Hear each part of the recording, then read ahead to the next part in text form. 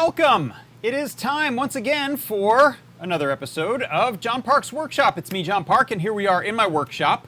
It's hot in Southern California. I think it's 90 or hotter today, so I've got the AC cranked in here in the workshop, so you'll hear me talking a little louder because I can hear it. I know you guys say you can't hear it too badly, but it messes with my brain.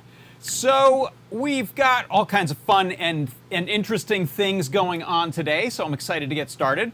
Let's see, first of all, I'll mention that we have AdaBox 18 coming soon.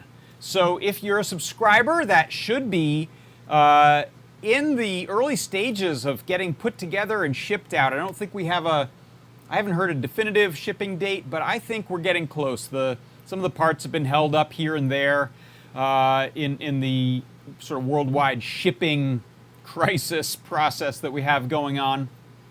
But that one is coming up. We should be doing an unboxing somewhere in, I believe, mid-May, so just a few weeks from now. And if you're not a subscriber, you should probably take a look at subscribing to AdaBox 19. Is that the one that's after that? I think this is 18 we've got coming up. So you should be able to subscribe for 19. So go and check that out. Go to the AdaBox website. You can go to adabox.com or adafruit.com/AdaBox and find out more. And let's see, other news and things. If you weren't aware of it, we've got this jobs board. There's the AdaBot Help Wanted sign. And what I'd recommend is you head over to this site right here, jobs.adafruit.com, and take a look at some of the positions that are available if you are looking for work. There are always new positions being posted. Right now I saw this one, Experienced Design Specialist in Westminster, Maryland, as well as this Content Intern in Canada, our neighbors to the north. So just a few of the positions that are up and available over there on jobs.adafruit.com, so go check that out. Let's see, in other news, you may know that I've got a show on Tuesdays called JP's Product Pick of the Week, and it looks a lot like that. This week's Product Pick of the Week was this Neo Trinky, and I thought I'd give you a little 1-minute recap of that right here, right now. Check it out.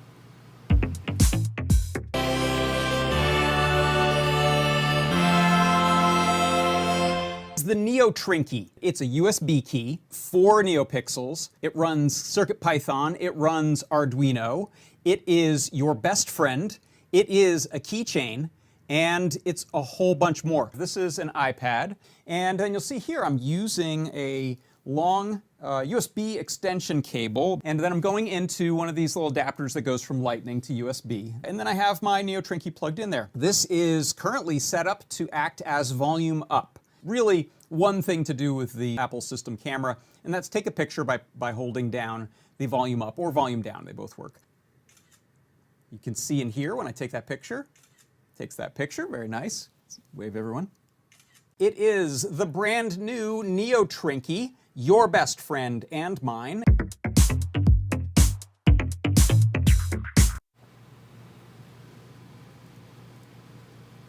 Yeah, that's right, and check it out, because if you watch the show while it is happening live, there's a discount on the product pick of the week. This week it was 50% off, so you could get that Neo Trinky at half price. It was like $3 and something at that point. I think it's normally around $7, $6.95, something like that. So if you can tune in while it's live, good for you. It's the time on that is 4 o'clock Eastern Time, 1 o'clock Pacific Time in the US on Tuesdays.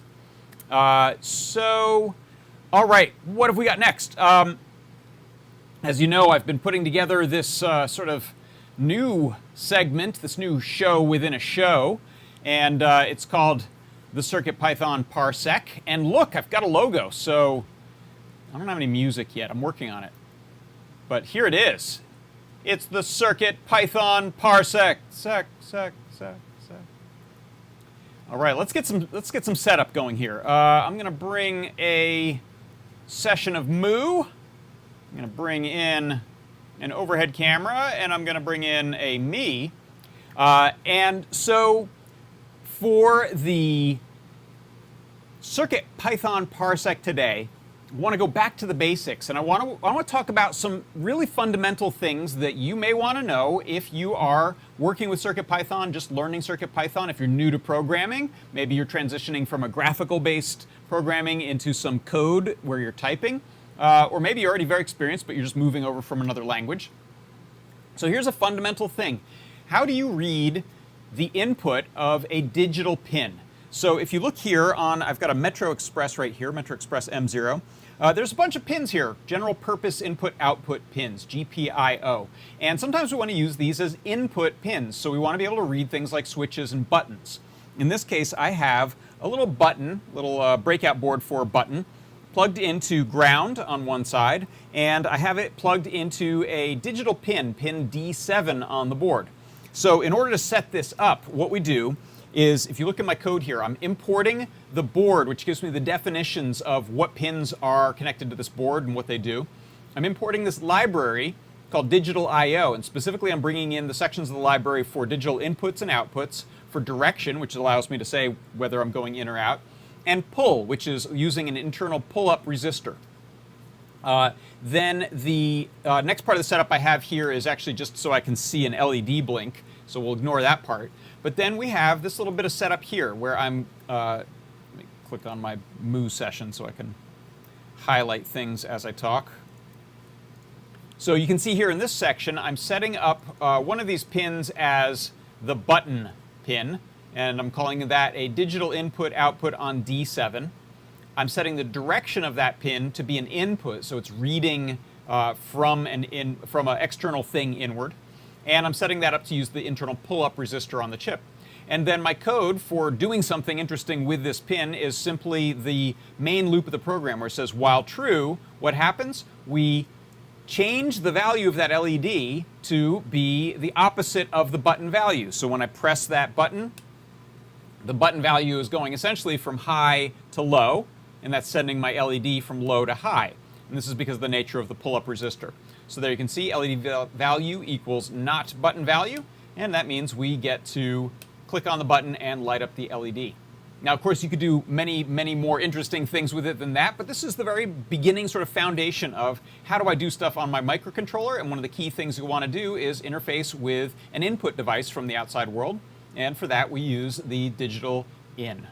And that is your CircuitPython Parsec. Got to work on that echo. All right. So, by the way, let me know in the chat if there are specific things you'd like to see as I start going into CircuitPython kind of from the ground up. And I might not necessarily go in order, so we may do more advanced stuff. You can see I started with some slightly more advanced things with my first couple of these, and now I'm doing some basics, so I'm okay jumping around. But let me know what you'd like to see. And people may wonder when I say in the chat, what am I talking about? I'm talking about this right here, as well as the YouTube chat. I'm sort of keeping an eye on both. But if you're really wondering where the main chat is for a lot of the Adafruit Live shows, then you're going to want to head over to Discord. And it's the adafru.it/Discord will get you the instant invite link to go into Discord. And you can see that we've got some good comments here. In fact, here Toddbot says, you're making the button physically lower when pressing, so it's going from high to low, true to false. Not really, but that could be a useful mnemonic. That's right. The physical button is moving.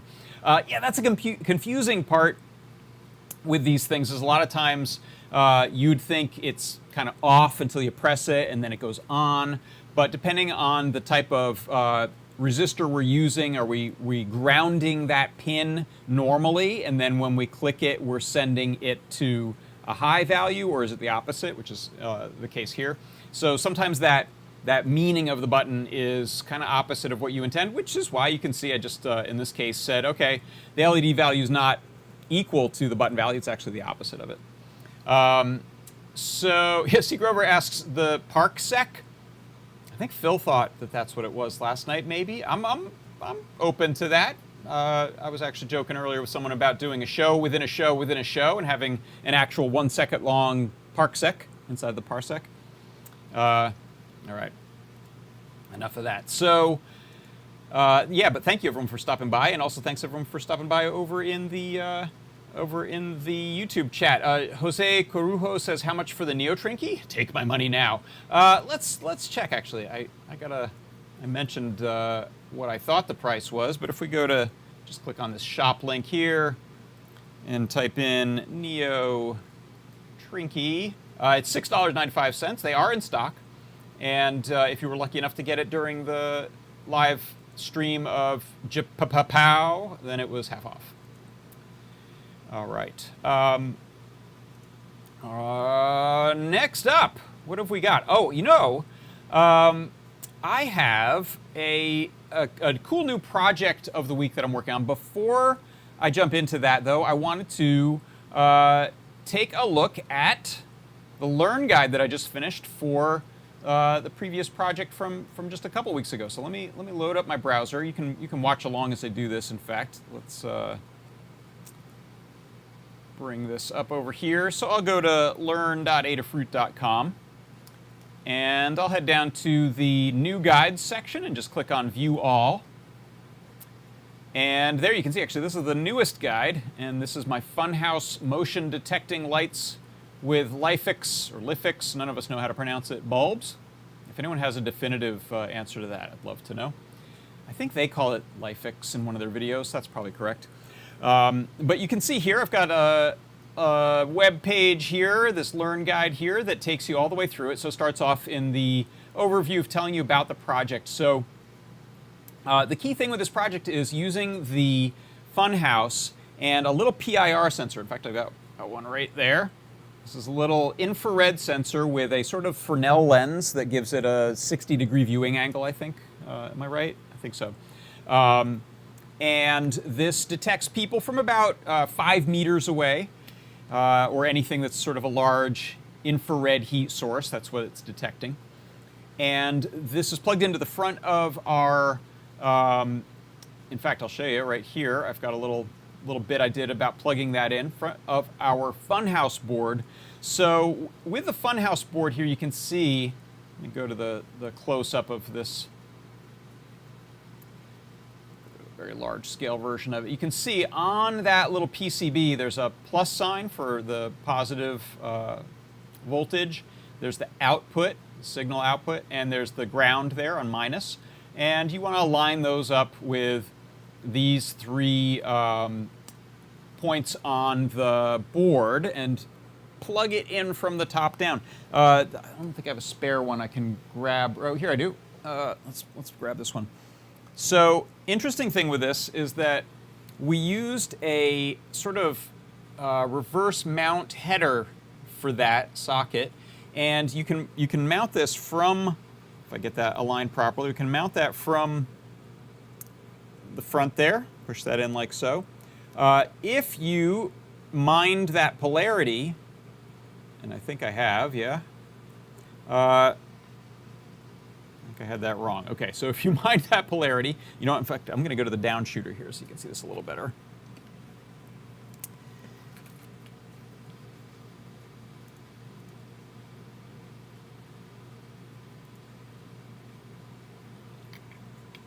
All right, so here you can see we've got our positive on the left there, so it'll go in like this. The first time you do this, it takes a little bit of force, but what you're pushing against on the backside is just this header here. So you can push down pretty hard on it. What I recommend is grabbing the little PCB by the sides so that you don't bend the connection of the top there. So if we give that a little bit of a push and a wiggle, in it goes, and it's actually easier subsequent times if you pull that out. If you maintain that orientation, cool thing here is that we can actually flip this around and stick it into the back of the board. And I found this was actually an easier way to have it set up while I was working on code for it, because I didn't have it pointing at me while I was trying to set things on the screen here. Had some little user interface elements and buttons to use. So this way it's pointing away from me, and then I can just wave my hand in the back. That also means if you're setting this up as some kind of alert system, let's say you want to trigger a camera to take a picture of a wild animal, if it's big enough, I suppose, this is probably the way you want to have it oriented, not back at yourself. So going back to the guide here.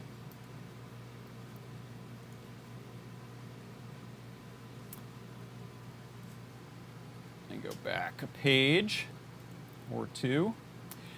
So that's a little bit about inserting that there. I wanted to show you that in a live video. I've got a page on just the bulb setup. So when you get one of these bulbs, there's a nice little quick start guide that takes you through getting it set up, screwing it in, using, I think there's a QR code that you can enter on the app if you're going to use their app on your iOS or Android device. But then you'll pretty quickly want to go to their cloud site. I think it's cloud.lifix.com. And there you can get, using your login information, you can get an access token in their API, the developer's portal. And then you'll be able to use that in your secrets file in the CircuitPython code. So you'll have a separate secrets.py file on your FunHouse that the code.py will access. I also talk about testing the connection here. I don't think I have one plugged in right now here, but I showed this a couple weeks ago. You can do things like from Python or even just with curl, sending HTTP requests. You can talk to the bulb, and you can also get information back from the bulb about its state, which is kind of cool. So heading to their portal, they've got a lot of information there. So there's a link in there for that. And then I've got a whole page here on coding it, setting up your secrets.py file, downloading the project bundle, and setting up that code on the FunHouse. And then there's a little bit of a code walkthrough to tell you how it all works. You can check that out. And one of the things I didn't really explore in here, but I think is a fun idea, is to do things beyond just changing the light's color when you trip it, but maybe send an animation. You can do animations on it. You can send to multiple bulbs. So if you have multiple bulbs, they don't have to do the same thing. They can, but you can also have them do different things. In fact, this was kind of interesting. I had two bulbs. I set them up with the same name. I called it lamp. And I had one here in my workshop. I had one inside my studio. And even though they were on different Wi-Fi networks, when I tripped the bulb using my FunHouse inside, it changed the one out here. So I actually could tell if someone was in my studio, my light in here would change, which is kind of cool. And this is because this is not an ad hoc Wi-Fi network between the FunHouse and the bulb. It's actually, the bulbs are, you're talking to them over the internet. So you're going through the LifeX cloud, which means you don't have to be on the same network to trigger them, which is pretty cool. And then this is a little bit of a demo of setting it up here. In this case, I just set it up with a, mounted it on the wall, set the lamp near it just to take the photos of it. But now you essentially have a room detector. So if someone goes in there, you're going to see some lighting changes, which is a lot of fun. So I'll be curious if anyone sets these up and does some interesting things with them. If any of you have picked up any of these bulbs, they are, I think they were sold out for a little while. I think they're mostly sold out on the LifeX site, but you can find them at, I think, some of the big box hardware stores, home improvement stores, as well as online on places like Amazon. That's where I got mine. Yeah, Johnny Bergdahl in the comments says you might want to try putting the sensor in that backside first. That might widen that socket a little bit before you try going in from the back end. That's a good point, because I think that's the tightest spot is there on this side. All right. So now that brings us to a project for this week. I'm going to head over to my workbench. Let me get a bench cam set up now.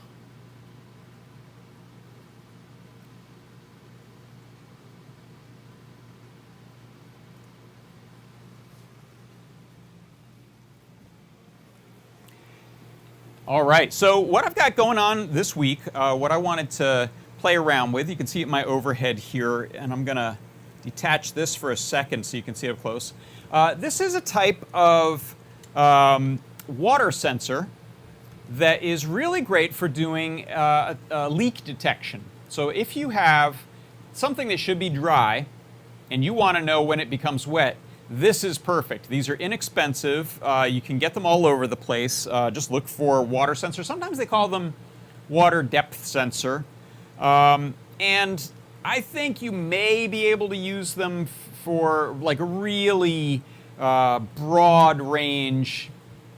Is it empty? Is it halfway? Is it full? But I found the mineral content in the water I have is basically it's dry or it's wet is kind of the best way to use this. There are better sensors for doing things like depth.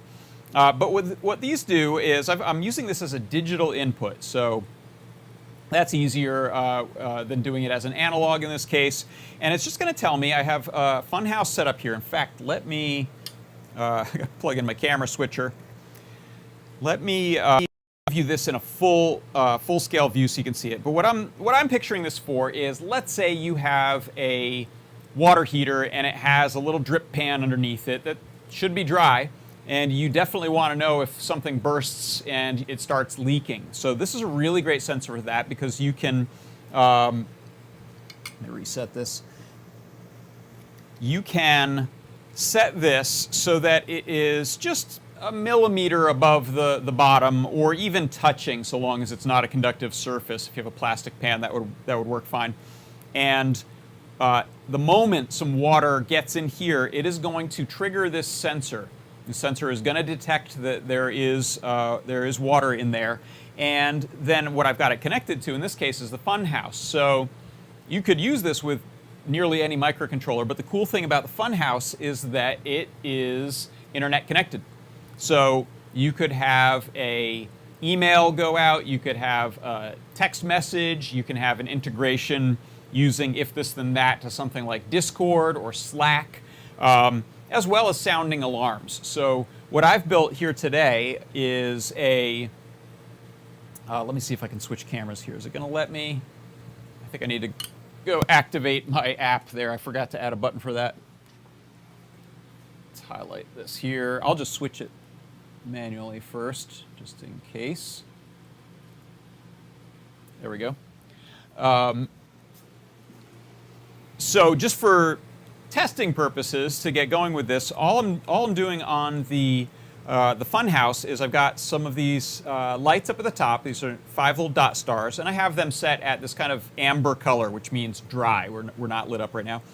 It just says water sensor here on the text, and for now I just have this kind of grayed out. So when this gets wet, I'm going to beep my little alarm. I'm going to change my my dot stars, rather, RGB LED dot stars, to blue, and I'm going to highlight the text in blue.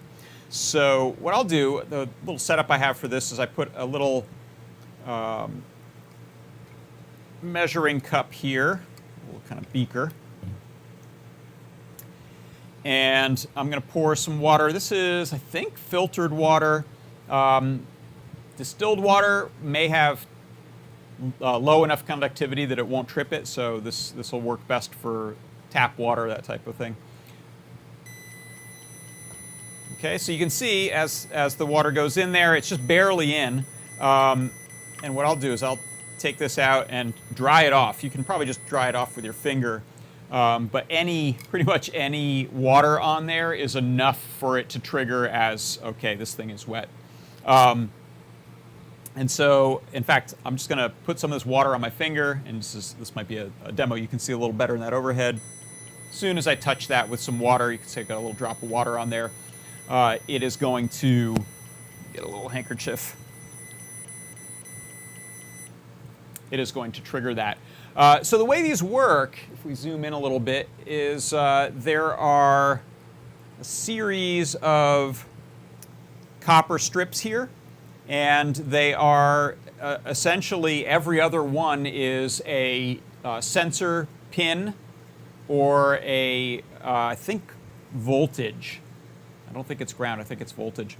And so when those get bridged with something conductive like water, and this should work with anything conductive, presumably, if that is. Let's see, is this a screwdriver? Yeah, but the water is what it's designed for. Then that sends the digital signal that it's been switched, just like that button I showed during the CircuitPython Parsec. and then that sends the alert to the FunHouse. So what I thought would be fun to do now is just take a look at the code that I'm using for this. It's actually pretty similar to the button code, just a little bit more setup to make it do a few more things. So let's grab this, and I'll pull that off of. I love these little magnet feet. I'm just using a piece of steel there to stick it to. Unfortunately, my workbench over here, I should bring that along with me, actually, so that things will stay put. Otherwise, they're going to flop around. Let's go to a down shooter here. And how about put me up there.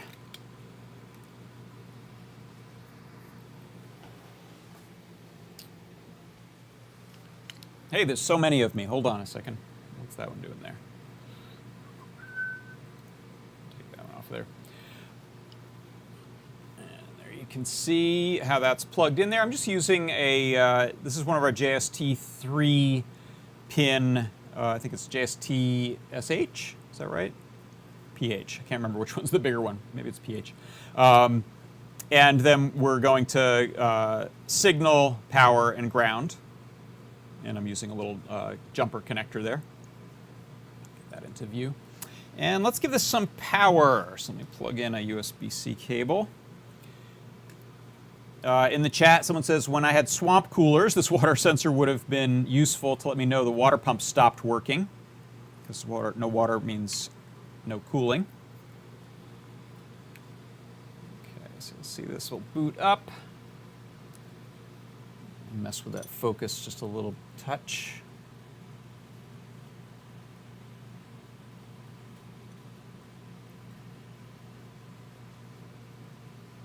There we go. And let's actually bring up the code. Here in Atom.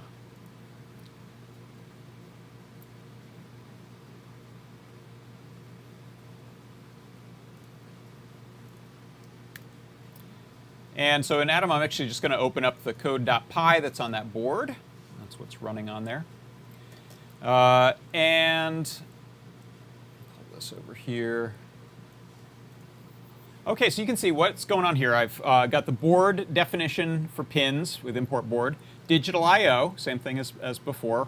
I'm using the debouncer. I love this debouncer because it allows you to really easily do things with switches that are both only on the change of an event, like a rise or a fall, as well as checking the value of it, which can be kind of a constant thing.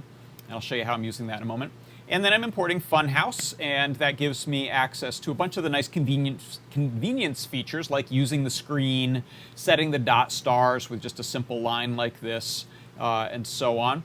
Later, what I'll be doing is the necessary network stuff to send things up to Adafruit I/O as well when it gets triggered, so that you can find out, let's say you have a remote location, you have a second home or a cabin or something like that, and you want to get an alert when one of these trips. This would be a pretty good setup for that type of thing as well. And I presume you could do a few different sensors as long as they weren't too far away on one of these boards. You probably have 3 of these sensors plugged in with longer wires if you have multiple things that you're checking the water level on, or for the presence of a leak, rather. Then I'm setting up this sensor pin. So this is using the A1 pin. You can see it written right there. That's the A1 pin that I'm using. Could use A0 and A2 as well. Setting that up as an input and using a pull-down resistor internal. And then I'm setting up the debouncer. So this variable name sensor is actually the debouncer checking that input pin. Setting up some labels on here, or rather a way to turn the label color on and off. Let me grab some of this water here. I could use my iced tea, but I'm just going to drink that.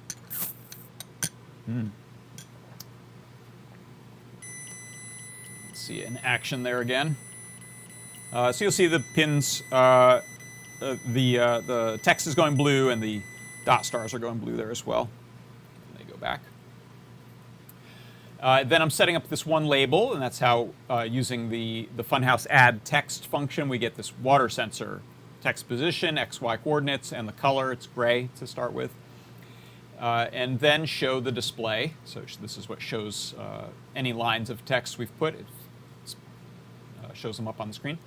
And then this is the main loop of the program. So while true, we do sensor.update. That's the debouncer. So the debouncer, every cycle of the program running, checks the state of any buttons that are connected to the debouncer. Then on these 3 events, there's 3 things that happens.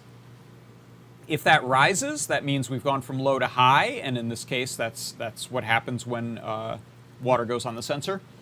Then we are going to fill the dot stars up at the top blue. And that's it. They just get set once. So I'm not constantly sending dot star requests. It's just this one time. Even if it holds there high, the water is staying. It's just going to only send that command once, which is nice and efficient.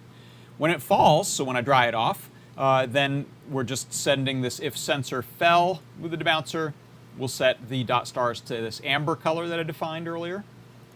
And then this one is more like that demo before of holding the button down. So if the sensor value is high, which is what's happening when this is wet, then we play that tone, which is, I'm just playing it for like a quarter second, which is why you hear it going B, B, B, B, B, B, really annoyingly. That goes on continuously until we dry off that sensor. And then lastly, the label color, this is this function that I set up here. This set label color is based on a conditional value, and the sensor label is the one that we're changing. So whatever the value is, true or false, the label, name of that text label, and the color. So this is going to send that to that bright blue when we have tripped it. And that is it. It's very simple. So of course I'll add in my Adafruit IO credentials into the secrets file, as well as probably maybe just a REST. That'll be faster. A REST message will get sent, and then from there things will happen. So the Adafruit IO feed will gain a data point saying that it's been changed, as well as the time. And then from there we can do things like watch it with if this then that, or Zapier, send an email out, and do other things. So that is my plan with it. If you have other thoughts about that, let me know in the comments. Let's see.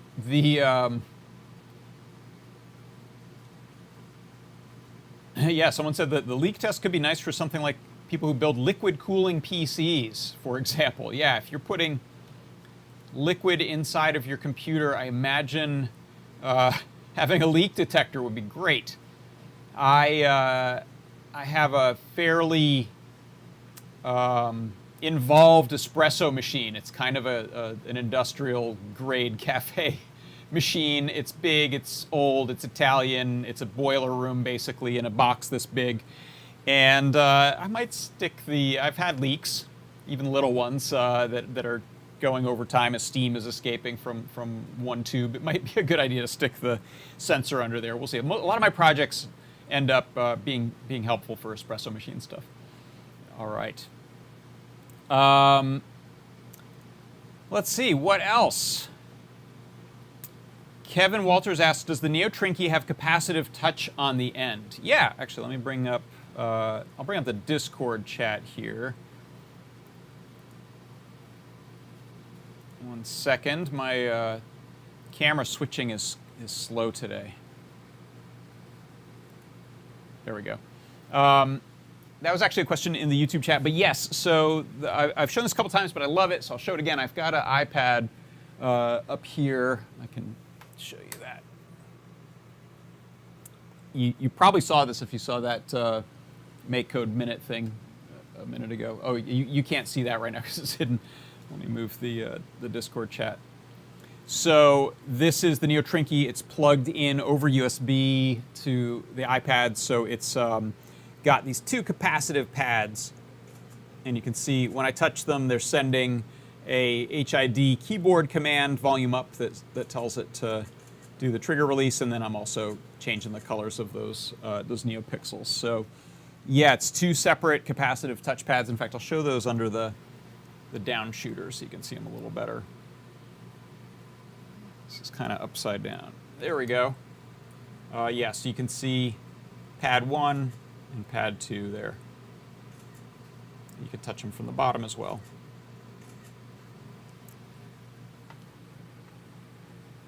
Actually, I'm kind of curious. I know that if you look at, where's my other one? Here's one.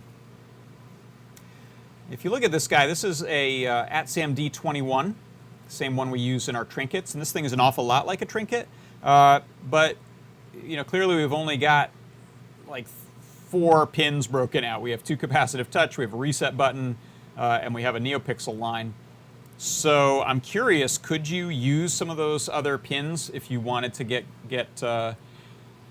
creative with a soldering iron and some bodge wire? Could you access some more of the GPIO? That's a question for the chat there. What do you think? Is that possible? It might not be practical, but practical thing would be get yourself a cutie pie or a trinket. Oh, and Janiscu7 says Noe and Pedro made 3D printable cases for the Trinky. That's right. I actually put one on a keychain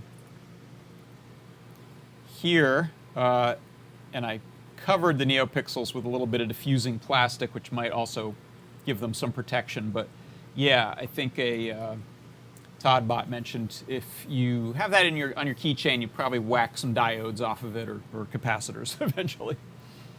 Yeah, that's a good question. AT Maker Bill says, are any pads broken out on the back?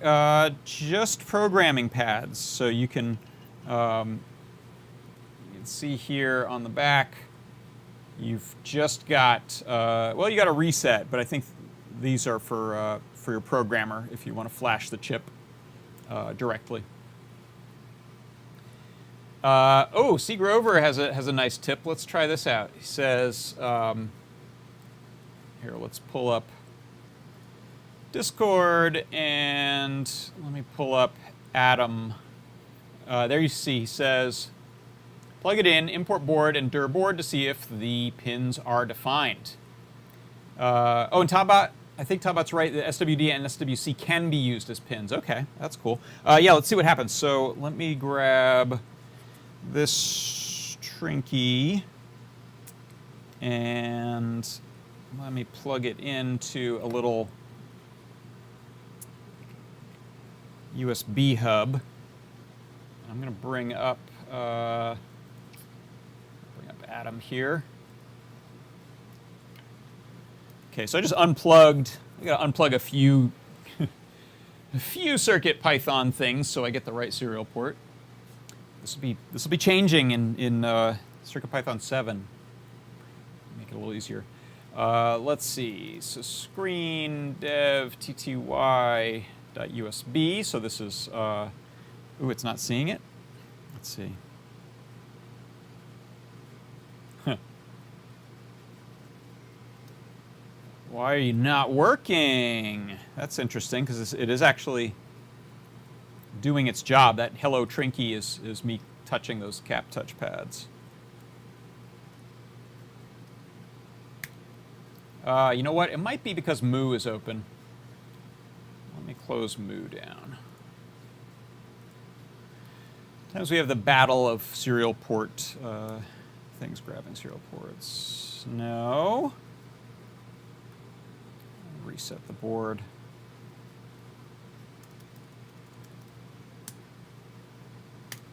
No. All right. Let's see. What else could help us out here? Is it? I think this one's not an Arduino sketch. I think this one's CircuitPython, but you know what? Let me try another board.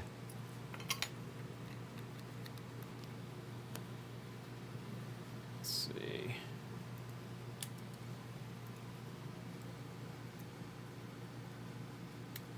Yeah, okay, maybe you're right. Yeah, that one didn't want to be connected to. So if we do import Oh, well. Ah, I had this one in plugged in still, too. I had like so many things. Darn it. Okay. Let's try this again. So many things plugged in. How about you?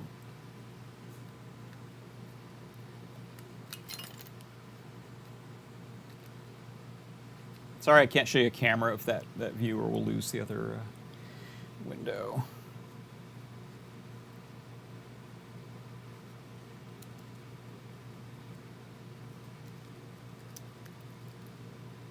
No?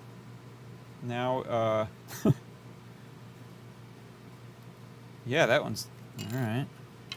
Are any of these, I'm sure some of these are a CircuitPython sketch, I promise.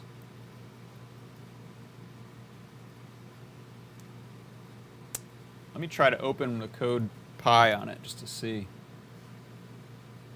Yeah, sure enough, this is not showing up. I wonder, is it my USB hub? I'm going to get the hub out of this equation.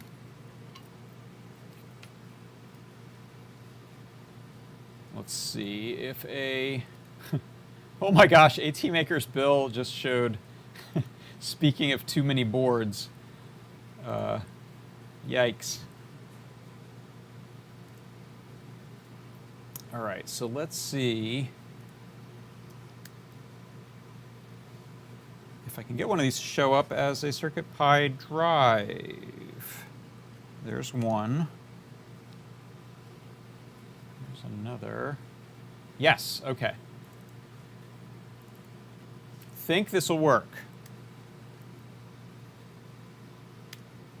Good. And trinky, okay. So let's see, import board. Okay, so that's all that's broken out in the board definition. So you might try putting the trinket version of CircuitPython or the Gemma version of CircuitPython on that trinky if you want to attempt to use other pins, but that could go horribly wrong. Or you could try to make your own board, which is another way to go. So, all right. Well, thank you for putting up with that experiment. Good to know. And if Todd, if you have info about using those other pins as something other than SWD, SWC, that would be neat to put in the chat there. Get creative with it. All right. So I think that's going to do it. Thank you, everyone, for stopping by to another episode of John Park's Workshop. That's going to do it for this week, and I will see you again next week. And have a good one. Bye-bye.